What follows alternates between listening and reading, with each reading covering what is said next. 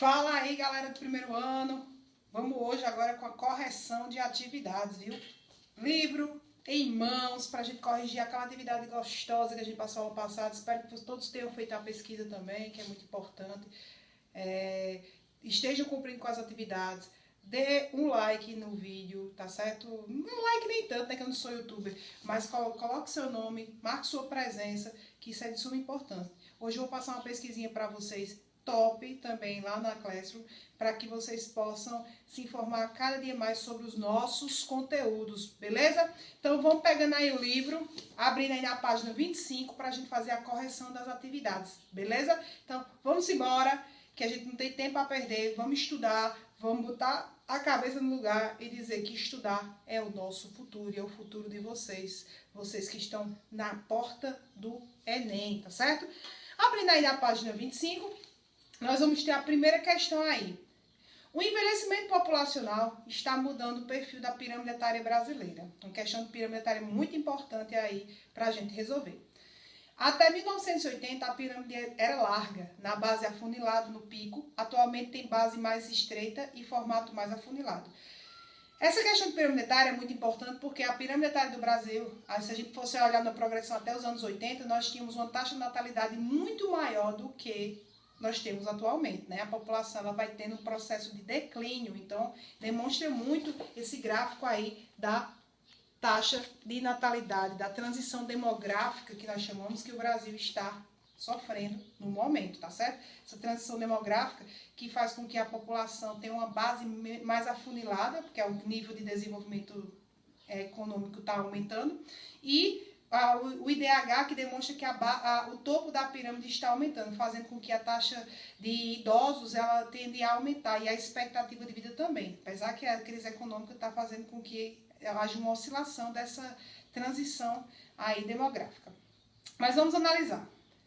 Com base nos dados apresentados, analise as seguintes alternativas. A primeira, até os anos 80, predominavam no Brasil as crianças e os jovens. Na atualidade, existe a tendência de crescimento da população de adultos e idosos, fato que obriga o poder público a rever prioridades dos investimentos sociais do país. Nós já sabemos que está correta essa alternativa, afinal de contas, se a gente for fazer um comparativo dos anos 80, a população de idosos era inferior à questão do número de natalidade. Então, essa proposição já está correta, né? Que o poder público do Brasil, inclusive com a nova Previdência Social, já faz com que a população brasileira ela tenha um acréscimo nos anos trabalhados. Atualmente, a gente tem muito discutido essas questões da nova Previdência Social, acho que os pais de vocês já devem ter dado uma comentada, que é uma nova perspectiva do Brasil, justamente porque a população está se tornando cada dia mais velha. Então, proposição 1 está correta. Vamos analisar a segunda. A desaceleração do crescimento da população, a queda da fertilidade, o Brasil parou de ter menino, povo? Claro que não. Então, a gente já descarta a segunda proposição, não está correta. Porque aí a gente já vê o aumento da população de idosos, da população urbana, uma tendência global. Nem sempre é uma tendência global. Nos países africanos, nós vamos ter uma elevada taxa de natalidade e também de mortalidade. E uma expectativa de vida baixa, mostrando o IDH baixo dos países africanos. Na terceira proposição, nós vamos ter o aumento do número de idosos associados ao menor número de nascimentos. Não, aumento do número de idosos não tem nada a ver com questão de taxa de natalidade. Corrobora a necessidade de investimentos em creches e escolas, não. Então, nós vamos ter investimentos em escolas e creches cada dia menos reduzido. Então, a gente já descarta essa terceira proposição. E a quarta, a tendência atual do envelhecimento da população brasileira gerou a necessidade de rever o sistema previdenciário. Isso aí já é uma questão bem atual, que teve que ter rever o sistema previdenciário porque a expectativa de vida do brasileiro está aumentando cada dia mais. Apesar de não ser ainda no que diz respeito aos padrões do continente europeu, mas significativamente a população de idosos está aumentando no Brasil. Então, essa proposição está correta. Então, a primeira questão, a gente marca aí a letra C. Letra C, tá certo? Então, vão acompanhando aí. A questão está relacionada, a segunda questão aí. A questão está relacionada ao gráfico, as afirmações a seguir. Aí tem um gráfico da evolução da taxa de mortalidade no Brasil, aí de 1950 a 2000. Então, apesar de que a taxa de mortalidade, quanto mais o índice de pobreza aumenta, ele vai tender a aumentar, mas aí você vai ver que teve um processo de redução, de declínio dessa questão da mortalidade infantil, principalmente nos anos 2000 e progressivamente até desde os anos 90, na verdade, né? Primeira proposição. A taxa de mortalidade infantil é um dos mais importantes indicadores de qualidade de vida da população. Corretamente, a taxa de mortalidade infantil é um dos importantes indicadores de qualidade de vida. Isso demonstra que a população está vivendo mais porque a qualidade de vida está aumentando, as condições médico-sanitárias, o inserimento da mulher no mercado de trabalho, a farmacologia também, que é um importante processo nessa construção. Então, a primeira proposição está correta. A sensível diminuição da mortalidade infantil está relacionada com vários fatores, entre os quais o processo de urbanização e o aumento das condições médico-hospitalares. Obviamente, foi o que eu acabei de falar na primeira proposição. As condições médico-hospitalares fazem com que a taxa de natalidade ela diminua e, consequentemente, a mortalidade infantil ela venha a declinar. Então, o número de maternidades, os atendimentos, de uma maneira geral, fazem com que a mortalidade decline. Então, a primeira e a segunda estão corretas. Desde a década de 70, que a taxa de mortalidade infantil tornou-se relativamente homogênea. Esse nome já está dizendo que está errada, porque não é uma coisa igual. A taxa de mortalidade do Brasil, até os anos 70, ela era o quê? Enorme, a taxa de mortalidade infantil, justamente por conta dessas precárias condições médico-sanitárias. Então, essa resposta aí a gente já descarta, que está incorreta. A partir dos anos 2000, a taxa de mortalidade infantil tenderá a se estabilizar, pois já atingiu o patamar considerado ideal para um país em desenvolvimento. Jamais. Nossas taxas de mortalidade ainda são medíocres ainda. Então, nós vamos ter um desafio pela frente ainda no Brasil para melhorar esses índices. Então, essa proposição está incorreta. Então, a segunda questão, letra A. Segunda questão, letra A. Correndo aí para a terceira questão, qualquer dúvida você sabe, você vai no direct e me pergunta, que eu estou sempre pronta para responder vocês, tá certo? O jovem brasileiro corresponde a cerca de 20% da população do país. São aproximadamente 34,18 milhões de jovens.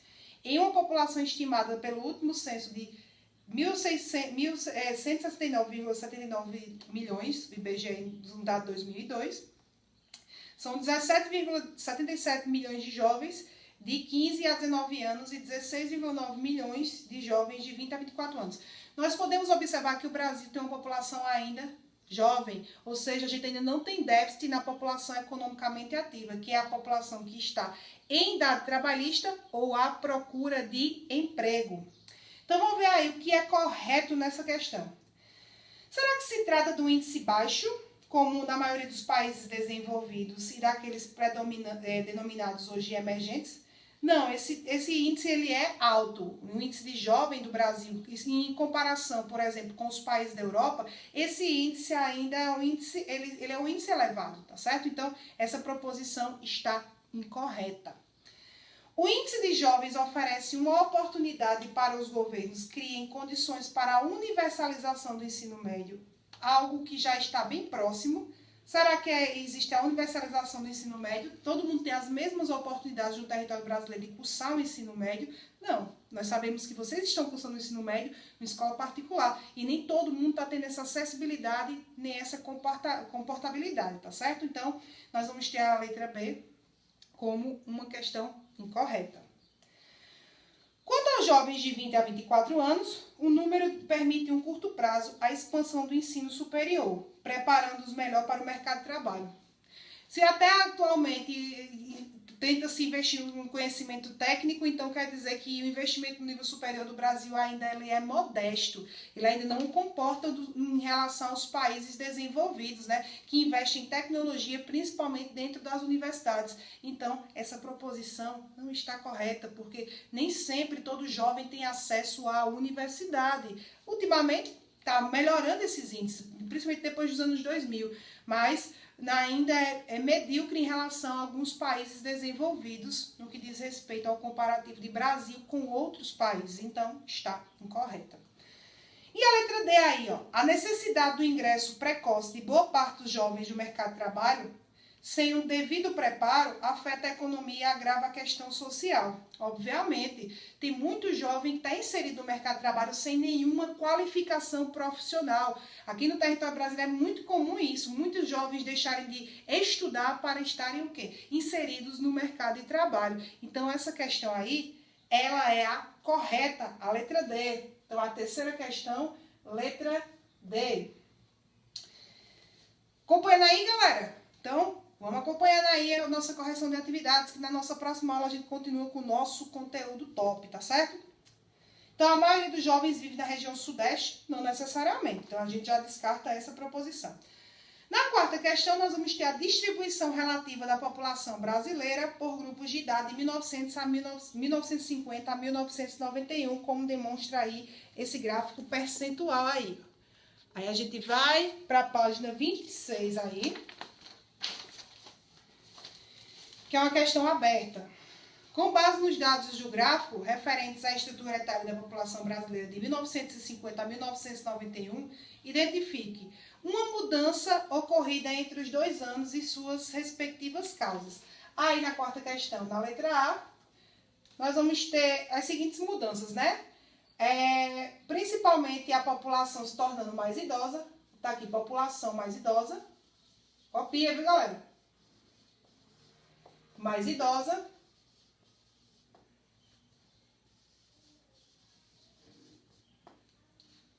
Principalmente de 60 anos. Ou seja, expectativa de vida.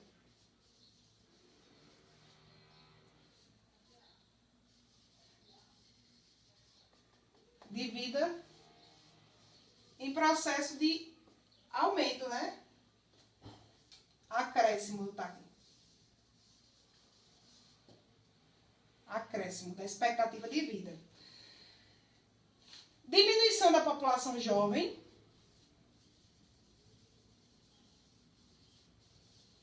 Diminuição da população jovem.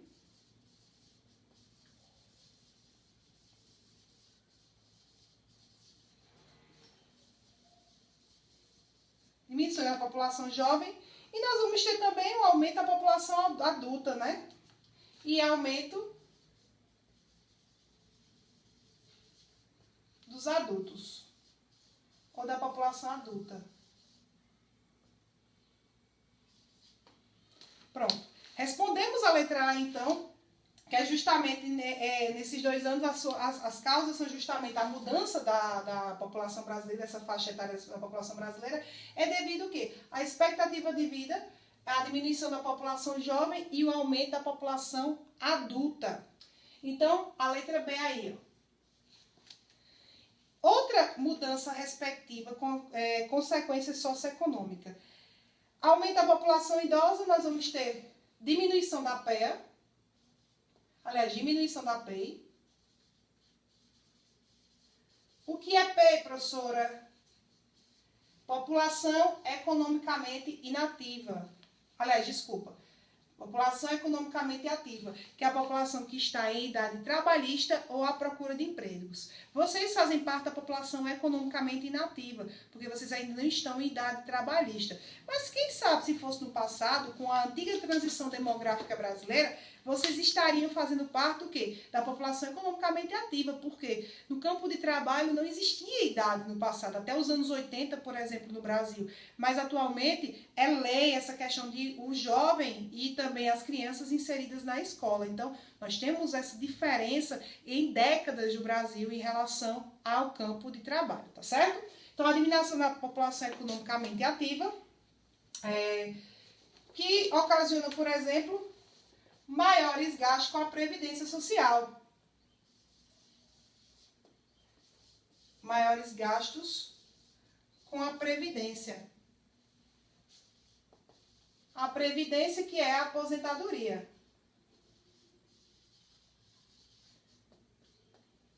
Outra questão também é atendimento, nós vamos ter um acréscimo também da busca de atendimento para a terceira idade, que é um fator também. Diminuição da população jovem, obviamente que também isso é um fator comum. A questão de, no caso, o aumento do valor de contribuintes da Previdência, aumento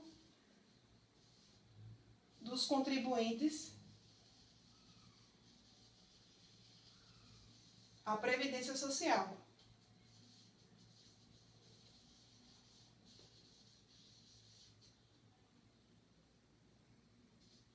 Aumento de contribuintes à Previdência. E, obviamente, também nós vamos ter também a questão também da desproporcionalização da população em idade trabalhista, de uma maneira geral. Então, aqui isso já responde essas questões aí, tá certo? Então, acompanhando aí. Vou apagar essas primeiras, ó. Vou aí para a questão 5, beleza? Para ficar melhor aqui no quadro. Qualquer coisa, para o vídeo. Por isso eu gosto melhor essa correção dessa forma. Porque você pode parar o vídeo e ir copiando, tá certo? Apesar que vocês encontram também no capítulo do livro. Na questão 5, nós vamos ter: responda às questões segundo o conhecimento demográfico brasileiro. É notório o crescimento da população no meio urbano. O que pode ter acarretado esse crescimento? O que fez com que a população brasileira se tornasse mais urbana? Uma maior oportunidade, qualidade de vida, né? Vou botar aqui, qualidade de vida.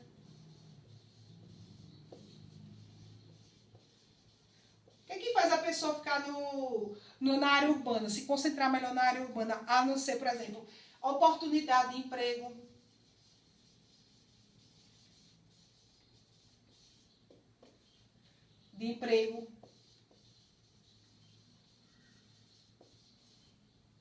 E, obviamente, também nós vamos ter condições que levam o quê? Condições melhores econômicas do que propriamente a área rural, que também está se tornando cada dia mais mecanizada, tá certo?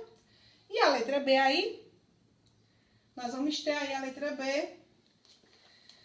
De modo geral, o que levou à redução da taxa de crescimento vegetativo anual do Brasil? O que é que levou à diminuição do crescimento total da população brasileira? Maior custo de filhos por família.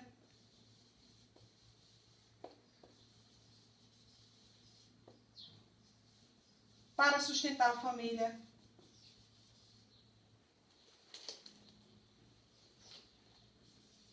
Para sustento familiar. Nós vamos ter também casamento mais tardio, porque antigamente as meninas casavam com 13 anos, 14 anos de idade, que as meninas, em vez de estar no primeiro ano do ensino médio, estavam onde? Casando, esperando o príncipe encantado. Aí tinha uma ruma de filho para trabalhar no campo e hoje em dia não trabalha mais. Porque elas buscam o quê? A ascensão no mercado de trabalho. Então, isso é uma transição demográfica. Cada dia mais vocês, garotas, vão ter menos filhos do que a geração dos pais de vocês, ou muito menos ainda do que os avós de vocês. As famílias brasileiras, elas eram muito maiores no passado do que no presente. Isso aí é fato. Casamentos tardios.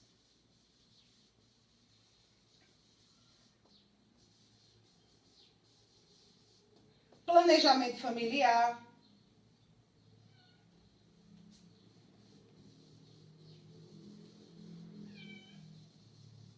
Planejamento familiar.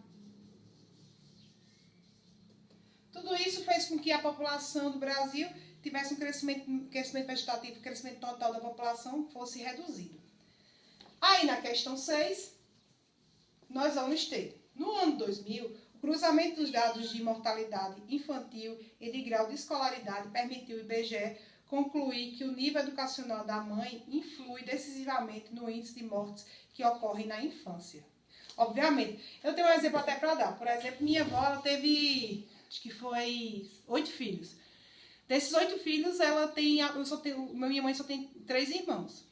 E o que acontece?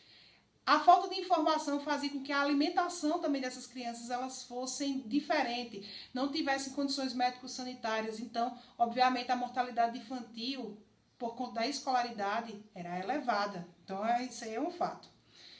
O Brasil, a taxa de mortalidade de crianças menores que 5 anos, de acordo com o número de anos de estudo da mãe. Quanto mais escolaridade tem a mãe, mais informação, e, consequentemente, nós vamos ter uma qualidade de vida melhor também das crianças. Aí tem aí a letra A. Descreva os dados gerais relativos ao Brasil com base nas informações regionais e indique 3 regiões brasileiras onde consideram-se as mães com até 3 anos de estudo, a taxa de mortalidade infantil é menor. No gráfico você pode observar que as mães de menor estudo estão, obviamente, na região Nordeste, né? E enquanto as menores taxas de mortalidade conhecidas com o menor nível educacional. As regiões com as maiores taxas, né, desse crescimento, obviamente, nós vamos ter com mães com até 3 anos de estudo, são Nordeste, Norte e Centro-Oeste. Norte e Centro-Oeste.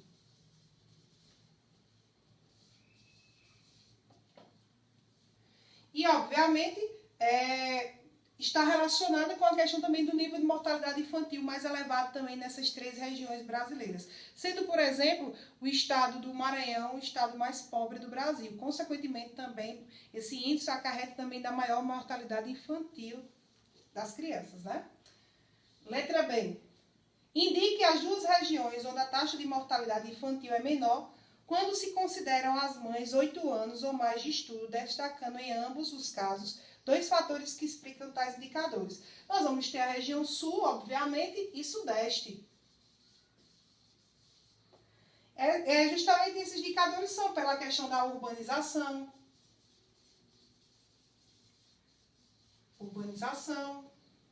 Nós vamos ter também infraestrutura. E, acima de tudo, condições médicos hospitalares. Infraestrutura e condições médico-hospitalares.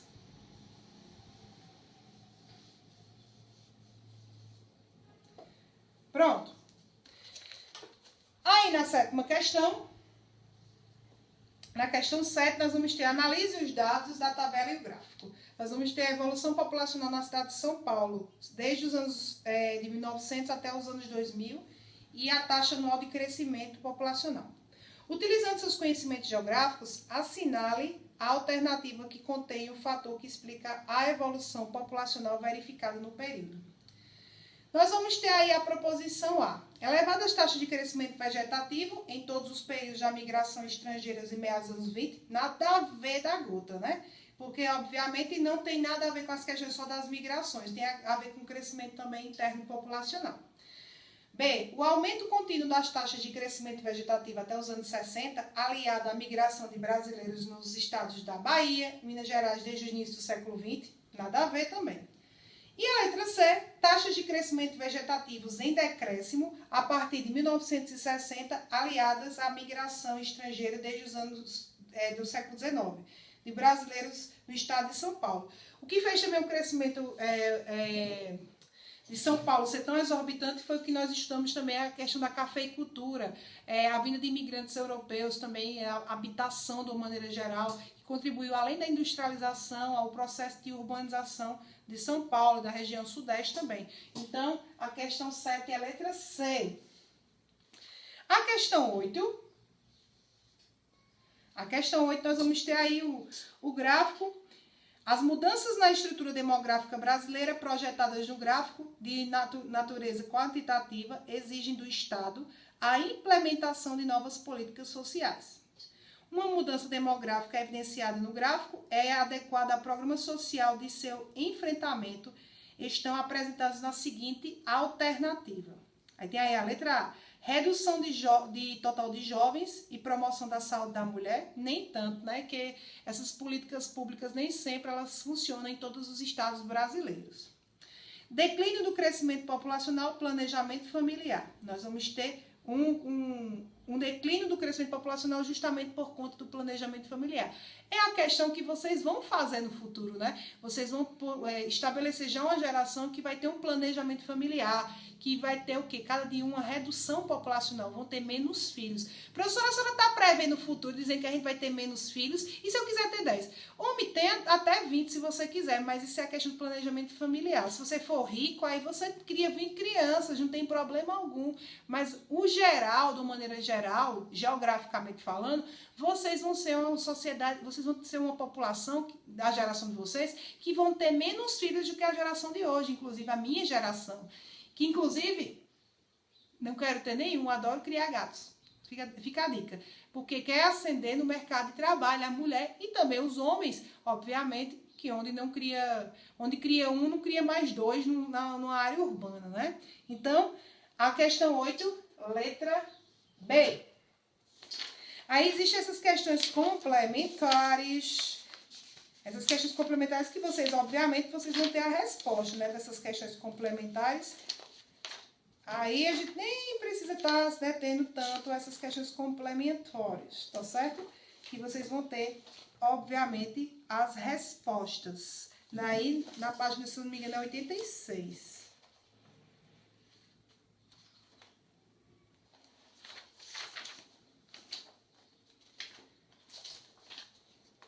Aí das questões complementares, né?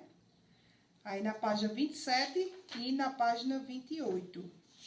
Vamos pular aí, então, depois dessas questões complementares, que vocês vão ter o gabarito aí na página 86. Então, vamos ver aí essas questões aí da página 32, para me dar o gabarito de vocês, tá certo? Na página 32 que eu passei também essa atividade para vocês aí. Primeira questão da página 32, nós vamos ter um trecho a seguir, que ainda hoje grande parte dos motivos que forçam os homens a migrar são os mesmos do passado. Os recentes episódios políticos ocorridos com os palestinos, os sul-vietnamitas e outros servem de testemunho.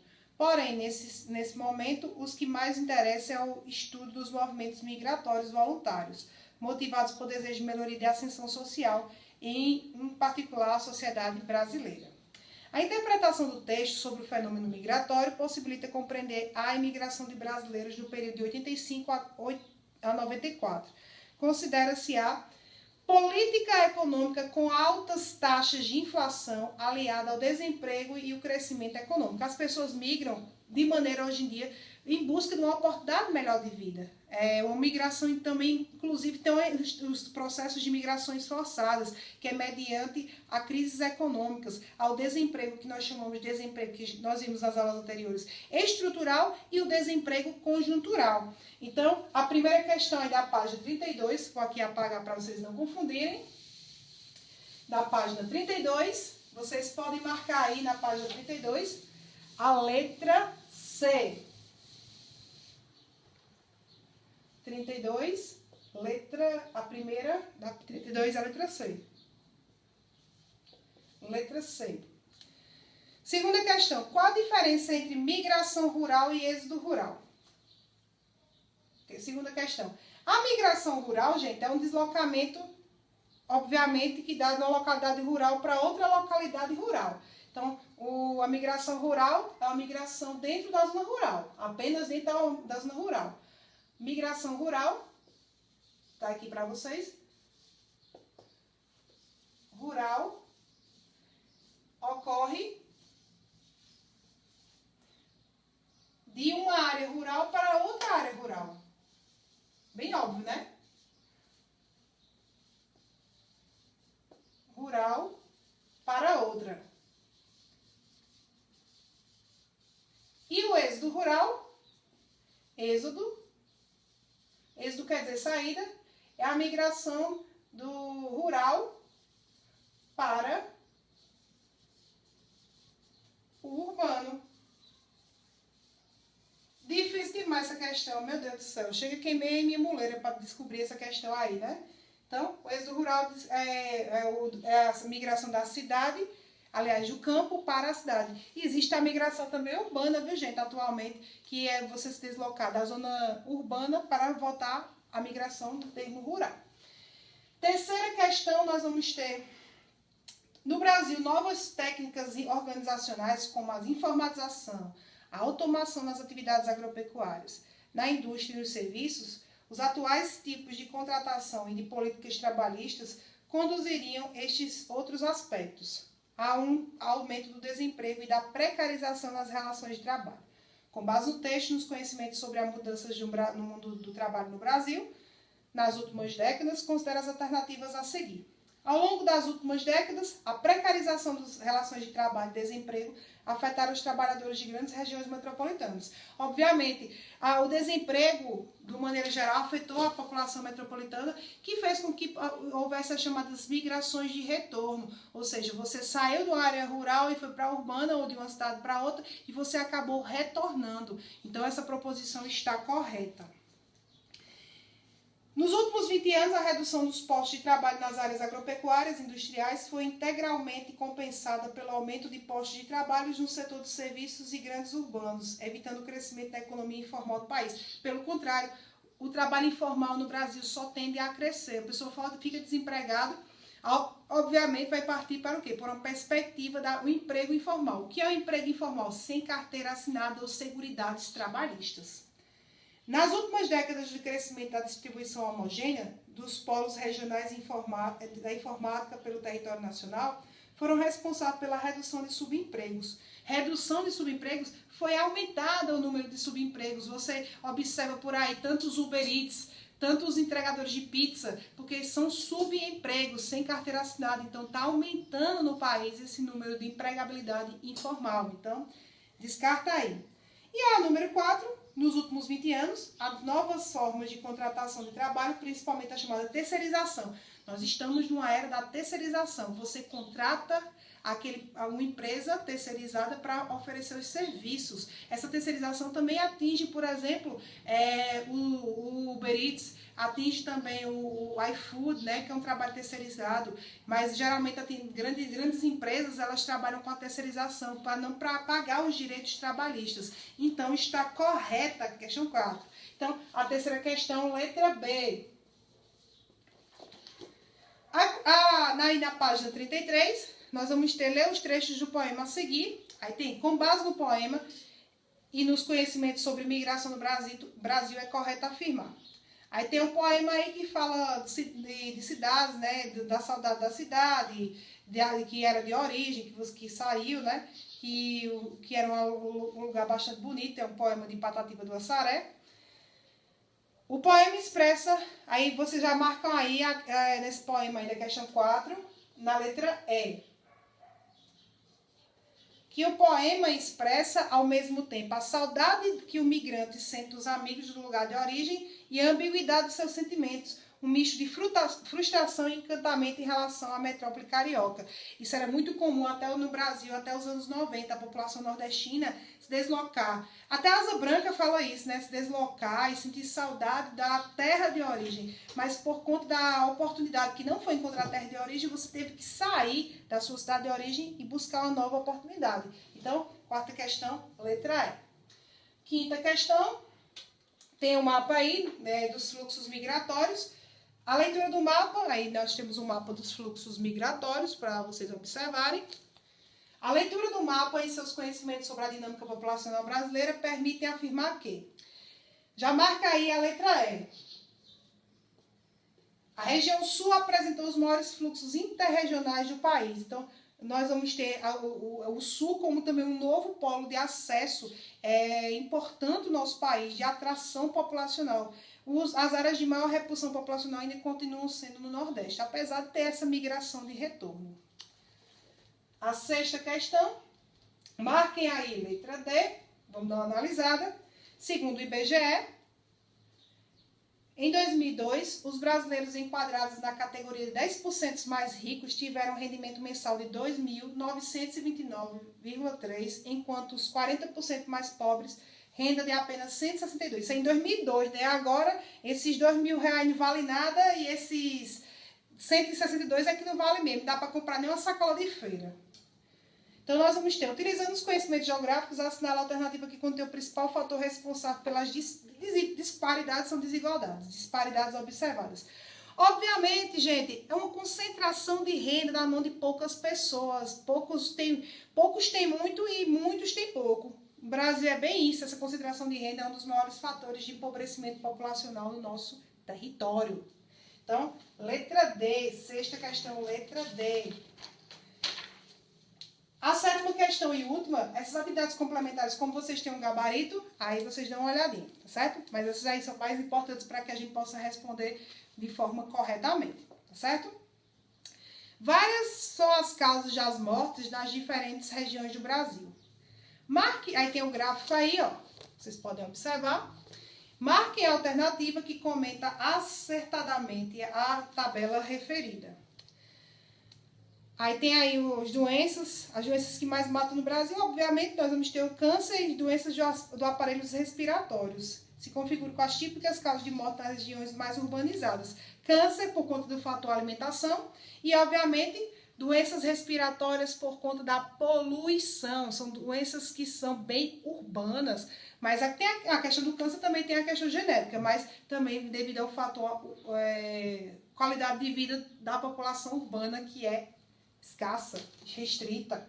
Então, letra D, sétima questão, letra D. Certo? Pessoal, vou passar uma pesquisa massa para vocês fazerem hoje, uma coisa simples, tá certo? Que só para engrandecer o nosso conteúdo. Corrijam as atividades, volte para também corrigir bem direitinho. Tentem fazer as complementares sem olhar o gabarito. E qualquer dúvida nas atividades complementares, pode me chamar lá no DM, no direct, que a gente resolve, tá certo? Ó, um beijo. Na próxima aula, a gente vai ter a Rádio Bruna FM, como sempre. Aquele negócio gostoso, tá certo? Que hoje foi correção, fiquei mais séria, mais assim, né? Bem professorinha, né? Aquele negócio mais imponente. No entanto, nas próximas aulas a gente continua a nossa resenha, beleza? Então, um cheiro pra vocês e não deixem de corrigir as atividades, viu? Eu tô de olho. Se não tá assistindo, eu tô de olho também.